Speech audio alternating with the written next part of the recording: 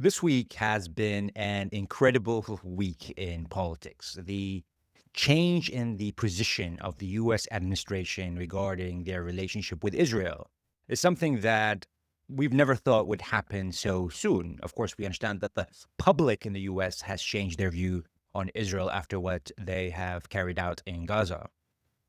Now, the Palestinians or the Palestinian issues are looked at more favorably than the Israeli issues in the US for the first time. This has never happened before because we can see with our own eyes what's happening on the ground through social media. But the government, I want to say the government, the president and the vice president are now changing their wording regarding Israel and Iran. So I want to show you some videos regarding what Trump and JD Vance are saying right now, even what Hillary Clinton said about Israel and about the situation that we're facing. And of course, this doesn't represent Congress, who are up in arms about what Trump is saying now and how, Trump's position has changed completely with Iran, where he now wants to actually get into an agreement. So it appears, we don't know what's actually happening behind closed doors. But let's watch those videos. What I will say, and this does bother me, is that you've seen people within Bibi's cabinet who have come out and attacked the deal, and in some ways very personally attacked the president of the United States. And I guess my message to them would be twofold. Number one, Donald J. Trump is the only head of state in the entire world who is sympathetic to the nation of Israel at this moment in time. And he happens to be the head of state of the world superpower. If I was in the cabinet of the Israeli government, I might not be attacking the only powerful ally that I have anywhere left in the entire world. And the second message I would give to some of those cabinet members, Bibi, to his credit, has not gone down this path, but to some of these cabinet members in Israel who are attacking the president of the United States, the other thing that I would say is that over the last 3 months, 2/3 of the defensive weapons that have protected your homeland have been built by American hands and paid for by American tax dollars. The problem for Israel is not Donald J. Trump. And anybody in Israel who thinks their biggest problem is the president of the United States needs to wake up and smell the reality of the situation that country is in. Thank you all. You're a country of 9 million people. You can't just kill your way out of solving every single national security problem that you have. Do you think there's a Turn of events today as President Trump praised Iranian leaders while slamming his closest ally in the Middle East. Not happy with the way Israel has handled themselves with Lebanon. This is what angered him. Israeli strikes on Beirut Sunday aimed at rooting out Iran-backed Hezbollah fighters. The Iranians said the ongoing fighting in Lebanon could jeopardize their fragile new agreement with Trump. Israel's fighting Hezbollah too long, and too many people are being killed. And you don't have to knock down an apartment house every time you're looking for somebody. But Israel's prime minister is vowing to keep forces. What the difference is between giving Iran US dollars and unfreezing US dollars for Well, the unfreezing is an easy one to answer. We have taken a lot of their money, and we have their money. We have taken them, it's not our money, it's their money, and we froze it. At a certain point in time, I guess we're going to have to give it back. If we didn't give it back, nobody would ever invest in the dollar again. If you took their money, because I thought about it, I'm not the most perfect person. I said to Scott, why don't we keep their money? What the hell are we giving it back to? But, people from lots of nations, some nations we don't agree with, they have their money. The dollars become very strong under me. And they don't want to have a little conflict with somebody and end up having the United States just take their money. So if you do that, you really don't have a system. Said you don't buy Iran having ballistic missiles. Could you elaborate on that? I want to make sure we understand it. No, I'm saying that if other countries have them, it's a little bit unfair for them not to have some. A ballistic missile is not the same thing as what we're talking about when we talk nuclear. But if Saudi Arabia and Qatar and they all have some, I would say in relative proportion, I think it's okay. That's what You don't buy. I mean, where do we start with all of this? This is a new Trump. This is a new JD Vance. Trump is one of the biggest Israeli supporters. So for him to be in such a position where he's attacking Israel's actions in Lebanon, and Trump, JD Vance is almost threatening Israel. He's saying basically, we're your last ally. The U.S. is basically Israel's last ally, and 2/3 of your defense ammunition to, strike missiles coming at you is made by Americans, and it's paid by Americans. That he said paid by the U.S. taxpayers, i.e., the U.S. is defending you guys, and so you can't agree to withdraw from Lebanon or at least cease fire. They're not even like ceasing fire in Lebanon. They're not stopping their attacks in Lebanon, let alone withdraw from Lebanon, which is part of the memorandum of understanding, which I'm going to go into in more detail. But he's basically that's a threat. That's basically saying we can withdraw it. So you guys need to watch out. Your problem isn't the president of the U.S., given that how much defense and ammunition this president has given you. For God's sake, he's gone to war pretty much for you, or you influenced him at least to go to war with Iran. No other president has gone to war with Iran except JD Trump. And even Hillary Clinton, we're going to show a video where she said they kept on begging us to go to war with Iran. And we just said, you guys go ahead if you want. We're not joining you. But Trump joined you, and you're complaining about it because you're not happy with the consequences, the circumstances that we are in right now, where the U.S. has to surrender, which was so obvious that they're not going to be able to achieve their objectives of regime change and degrading their missile capability or extracting the nuclear, going in there in Iran and extracting it. I mean, that was very obvious. But JD Vance said something also very interesting. He said, you can't keep on just killing, basically. You can't kill yourself out of the security issues that you have, i.e., they're telling them, this strategy you have, which you've had for a very long time of just escalating and going on the extreme. Trump said it. You don't have to blow up a whole building just to get one guy, right? In another video, he said, basically, we'll get Syria to fight Hezbollah, because indicating that the head of Syria, which is ex-Al-Qaeda, is more humane than Israel, i.e., they'll do a better job at killing less civilians. He's comparing the head of ex-Al-Qaeda, Al-Shara, who's the leader of Syria right now, with what Israel's doing. And he's saying basically Syria can do it in a much better, more effective way with less damage. Now, of course, this Congress is not happy. Democrats or Republicans in the Congress are very angry at the situation. Not only is the U.S. surrendering to Iran, essentially, or giving Iran the concessions, it has to, because the strategic reserves of the U.S., where it stores its oil, is going to be depleted. Trump actually said that. He said in 4 weeks.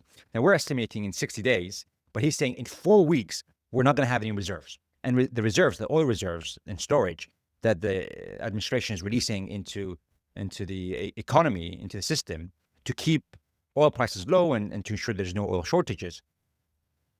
If that goes away, that's it. You can't control the price of oil anymore. And Iran has even more leverage now than before, whereby anything they change with the Strait of Hormuz, if they close it right now, it will cause a spike. The reason why it's not causing a huge spike is because the U.S. has the strategic reserves. Once that's depleted, there's no more buffer.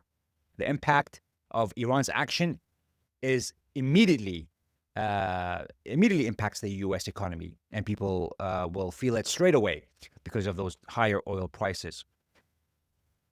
Now, essentially what the U.S. is saying is that Israel, you're trying to derail this agreement, this memorandum of understanding. And the problem is that as part of that memorandum of understanding, they pretty much have to leave Lebanon. Let's read the memorandum of understanding. For me, this is the first point, is the most important point of this memorandum of understanding, because that's the only thing that could really derail this agreement and moving forward. I'm going to read it.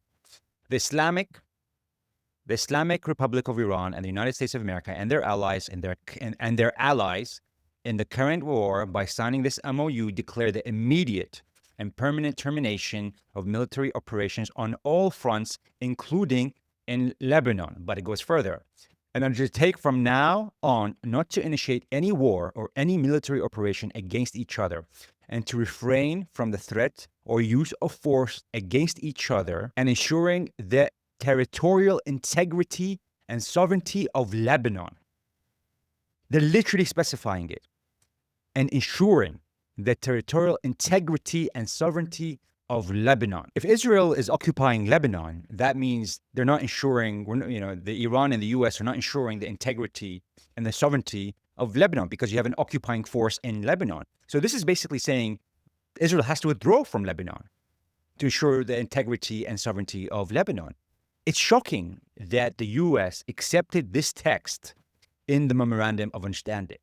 One would expect that they would agree to it in word, while they're talking to each other, but actually on text, actually signed by Trump himself, shows the desperate situation that the U.S. is in because of the closure of the Strait of Hormuz and the strategic reserves being depleted very soon. According to Trump himself, 4 weeks. It's shocking that he even said that out loud to the public, that we've got 4 weeks. If I didn't stop this, essentially, he's cornered. He said, if you didn't stop this, there would be a depression in the economy.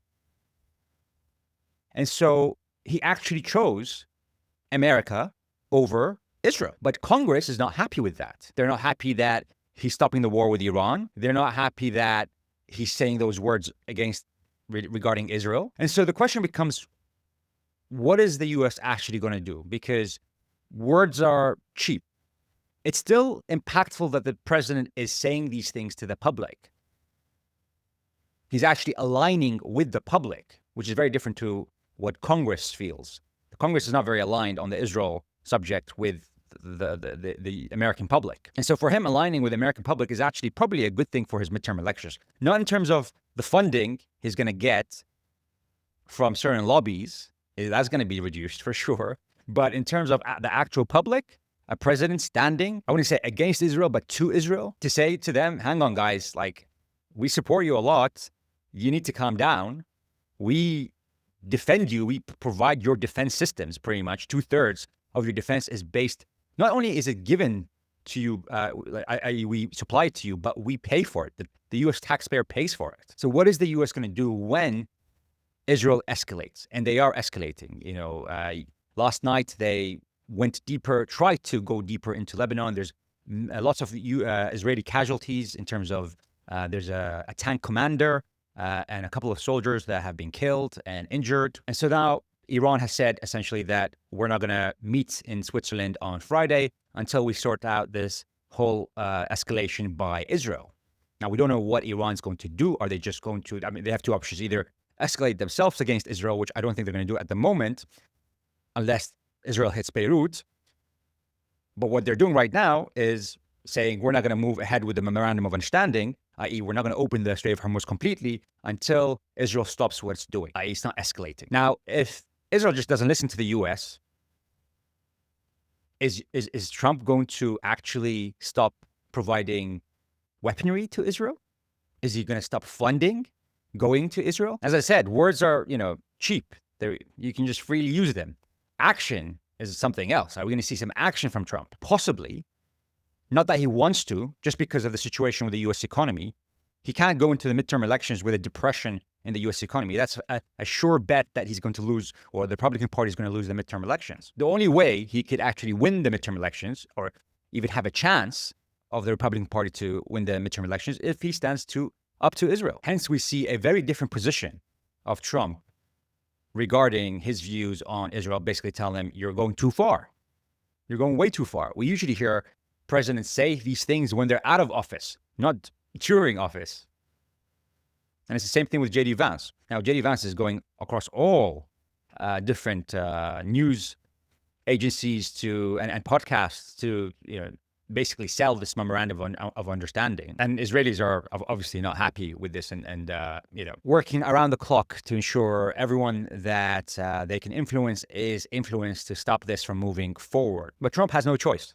He is in a corner, and to save the U.S. economy, he has to stand up to Israel, at least for the time being, at least until the midterm elections. Now, after the midterm elections is a different story. If the U.S. restarts the war next year, I wouldn't be surprised. But right now, they're incapable of doing it. One, because they're low on ammunition themselves. They've used up so much of their ammunition, defense ammunition, and to carry out attacks on Iran because of this war.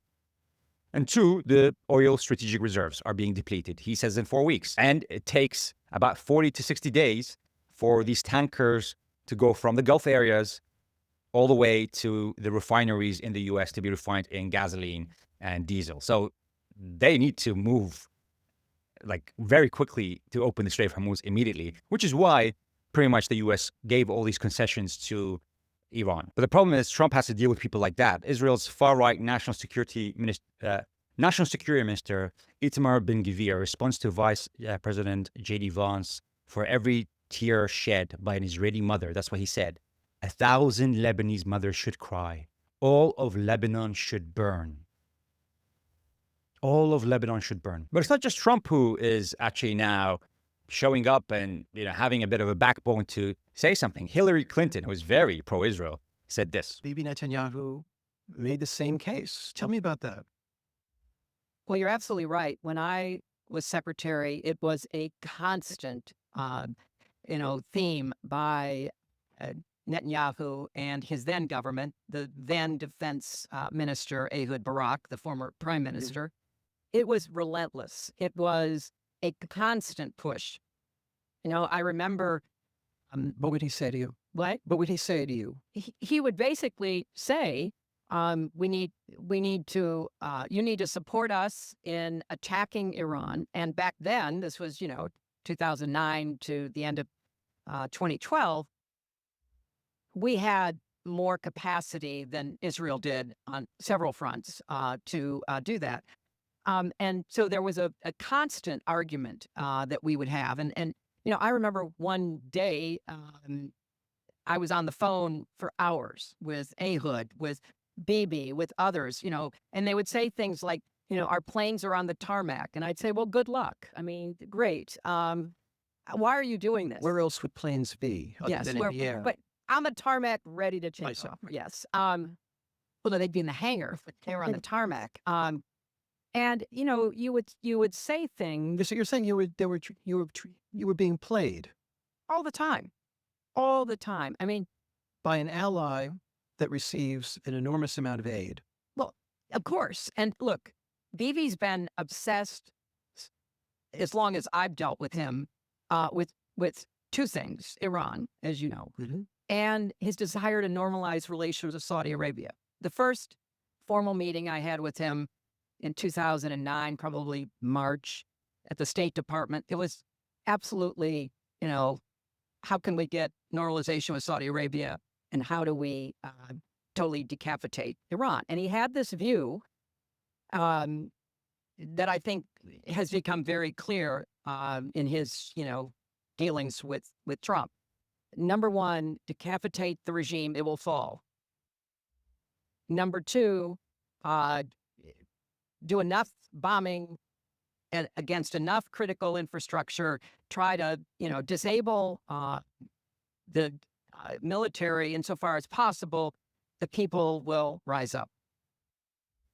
And that was just never our read about what was going to happen. And we've heard this so many times from many different people in government, or used to be in government, that Benjamin Netanyahu, the Israelis, have been relentlessly trying to get the U.S. to join them in attacking Iran. They all said no, except obviously Trump. Now, we have to give Trump credit in that he's doing the logical thing right now. Obviously, this war was not logical at all. But given the situation, he's looking at the situation right now, and they're telling him we're going to finish the strategic reserves. The illogical thing would have been to continue the war, even though it's clear that you're losing and Iran has better capability than you expected, with great support from certain allies. And so you have to back down. Other leaders might have not backed down. They might have continued to dig a bigger and a deeper hole. He's getting out of that hole for the moment. As I said, things might change after the midterm elections, after they replenish their ammunition, after they replenish their oil strategic reserve. They might restart this all over again, because the problem they're facing right now is that they've elevated Iran into a regional power. Iran is more emboldened right now. It has better capability, better support from China and Russia. And they have control of the Strait of Hormuz. They're going to continue to have control of the Strait of Hormuz, even as part of this memorandum of understanding. And so the question becomes for the U.S., do they take the hit and retreat or do they escalate and get into deeper problems and a deeper hole? And the hopeful solution is that the U.S. just says, look, we messed up here. We relied on Israeli intelligence regarding how easy it's going to be to do regime change. And I genuinely think that Trump thought that. Trump thought, based on the information being provided by the Israelis, that this is going to be a quick job. It's going to be a Venezuela. Again, a couple days, maximum, a week or two, hit the leadership and everything falls. Now, the Israelis wanted, as Hillary was saying there, to hit the infrastructure. And even though the Israelis did hit the infrastructure of Iran, they didn't go full on to destroy all the oil infrastructure. Why?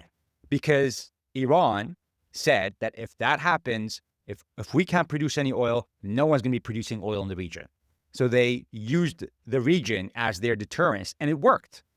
Israel didn't escalate to that level. They did hit some of their energy sector, but they left most of it intact. Why? Because it seems the U.S. forced them not to attack. And even when they attacked that gas facility in Iran, and Iran retaliated by attacking the gas facility in Israel and Qatar, it was obvious that that's one of the options that Iran has, is to escalate not just on Israel, but on the region which Iran sees as facilitating and helping the Americans and Israelis carry out their attacks by using their airspace and in some instances using their actual land to shoot missiles across. And that was confirmed by CENTCOM by showing videos of being on land, on the desert, shooting missiles, not for defense, but for attack, i.e. to land on Iranian soil. And so it was a big miscalculation.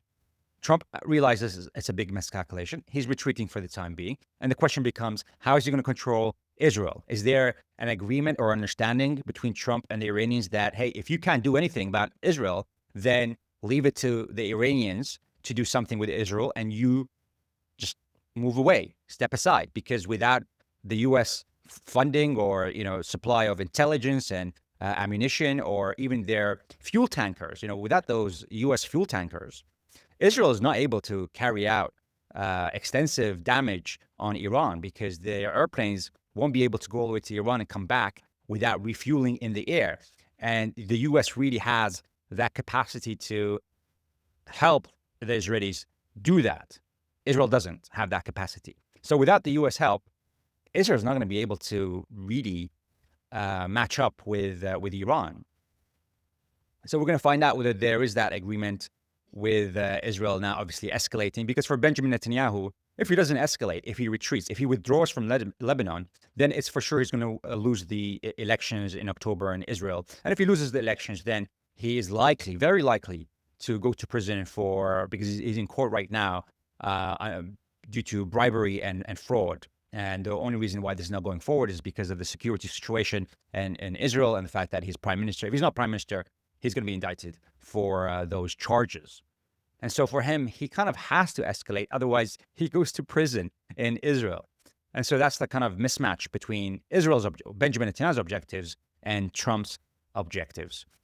I would love to know your thoughts about how you see the U.S., whether they're going to change their position on Israel or not.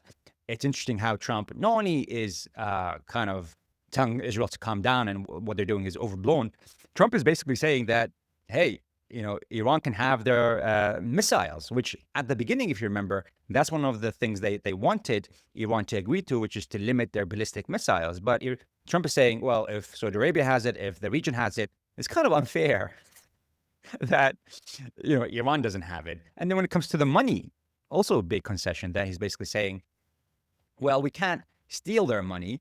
I was thinking about it. He said, I'm not really a proper, honest person. I was thinking about stealing their money. But if we do that, then everyone that has money will basically move it away from the dollar or the financial system in the U.S., because the U.S. can just steal it if, they go into a war or some countries kind of attack each other and they sanction that country. That's a big change for Trump. If you did like this video, do hit the like and subscribe, and we'll see you very soon.